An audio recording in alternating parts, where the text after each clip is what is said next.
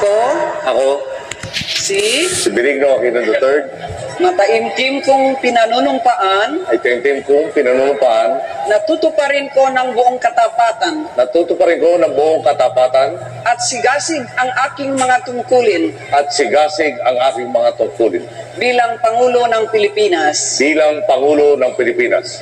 pangangalagaan at ipagtatanggol Pangangalagaan at pagtatanggol ang kanyang ang konstitusyon, kanyang konstitusyon, ipatutupad ang mga batas nito, ipatutupad ang mga batas nito, magiging makatarungan sa bawat tao magiging makatarungan sa bawat tao, at itatalaga ang aking sarili at tatalaga sa aking sarili sa paglilingkod sa bansa. sa paglilingkod sa bansa.